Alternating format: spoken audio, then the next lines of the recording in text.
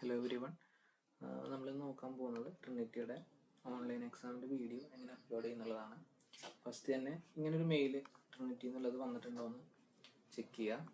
In case ഇങ്ങനൊരു mail കാണുന്നില്ലെങ്കിൽ നമ്മൾ ഇൻബോക്സിൽ പോയിട്ട് ട്രിനിറ്റി എന്ന് സെർച്ച് ചെയ്യാം. സെർച്ച് ചെയ്യുമ്പോൾ ട്രിനിറ്റി എന്ന് വന്നിട്ടുള്ള മെയിലെല്ലാം കാണാൻ പറ്റും. അതിൽ നമ്മൾ ഓപ്പൺ ചെയ്യേണ്ടത് നമ്മുടെ സ്റ്റുഡൻറ്റിൻ്റെ പേരും ഗ്രേഡുമായിട്ടുള്ളൊരു മെയിൽ ഉണ്ടായിരുന്നു. ഈ മെയിൽ ഓപ്പൺ ചെയ്യാം. ഇതിൽ manager.submittable എന്നുള്ളൊരു ലിങ്ക് കാണാൻ പറ്റും. ഈ ലിങ്ക് ഓപ്പൺ ചെയ്യാം. ഈ ലിങ്ക് ഓപ്പൺ ചെയ്ത് കഴിയുമ്പോൾ ഇങ്ങനെ ഒരു ഇത് വരും. ഡാർക്ക് മോഡ് ആയതുകൊണ്ടാണ് ഈ കളറിൽ കാണുന്നത്, അല്ലെങ്കിൽ ഒരു വൈറ്റ് കളറിലാണ് ഈ ഒരു പേജ് വരാം. ഇവിടെ നമ്മൾ കണ്ടിന്യൂ വിത്ത് ഗൂഗിൾ എന്നുള്ളത് സെലക്ട് ചെയ്യാം. നമ്മൾ എക്സാമിന് ഏത് മെയിൽ ഐ ഡി ആണ് രജിസ്റ്റർ ചെയ്തിട്ടുള്ളത് ആ മെയിൽ ഐ ഡി വെച്ചിട്ട് ലോഗിൻ ചെയ്യാം. അപ്പോൾ ഒരു പാസ്വേഡ് അടിക്കാൻ പറയും. നമ്മുടെ മെയിൽ ഐ ഡിയുടെ പാസ്വേഡ് നമ്മൾ അടിച്ചു കൊടുക്കുക.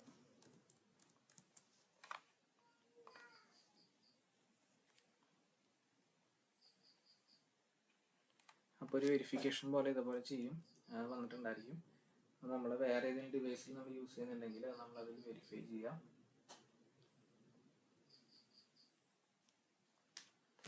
ആ വെരിഫിക്കേഷൻ കഴിഞ്ഞ് കഴിഞ്ഞാൽ നമ്മൾ ഡയറക്റ്റ് ആ സബ്മിറ്റ് ചെയ്യാനുള്ള ഒരു പോർട്ടലിലേക്ക് കയറിക്കോളും. ഇങ്ങനെ ഒരു ഇത് വരും. ഇത് വന്നു കഴിഞ്ഞാൽ ഈ ഒരു പേര് നമ്മുടെ എക്സാം വീഡിയോയ്ക്ക് കൊടുക്കാനായിട്ട് ട്രൈ ചെയ്യുക. ഇത് കോപ്പി ചെയ്യുക. എന്നിട്ട് നമ്മുടെ വീഡിയോ സെലക്ട് ചെയ്തിട്ട്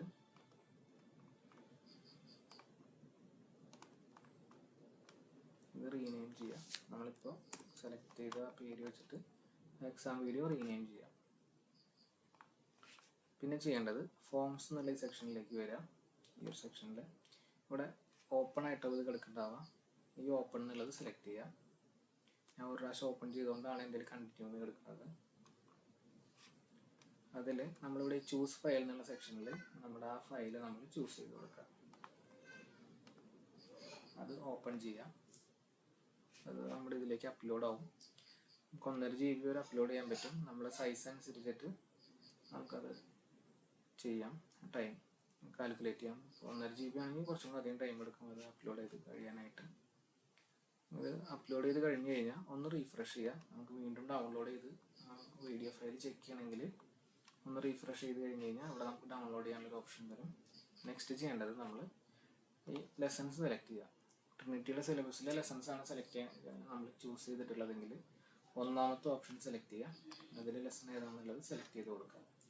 ഫസ്റ്റത്തെ ലെസൺ അൺഫിനിഷ്ഡ് സിംഫണിയാണ്, ഇത് സെലക്ട് ചെയ്തു.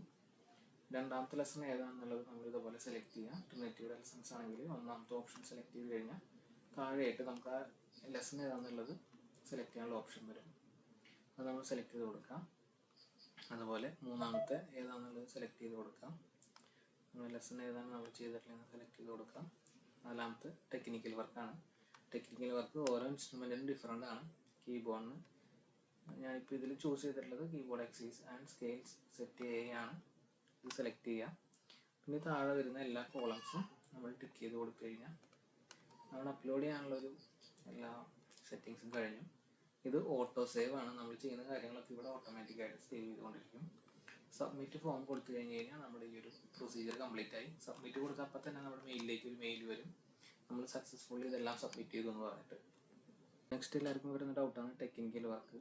ടെക്നിക്കൽ വർക്ക് ഏതാണെന്ന് കണ്ടുപിടിക്കണമെങ്കിൽ നമ്മൾ ഗൂഗിളിൽ പോയിട്ട് സെർച്ച് ചെയ്താൽ മതി. നമ്മുടെ ഇൻസ്ട്രുമെൻറ്റ് വെച്ച് സെർച്ച് ചെയ്യാം. ഇപ്പോൾ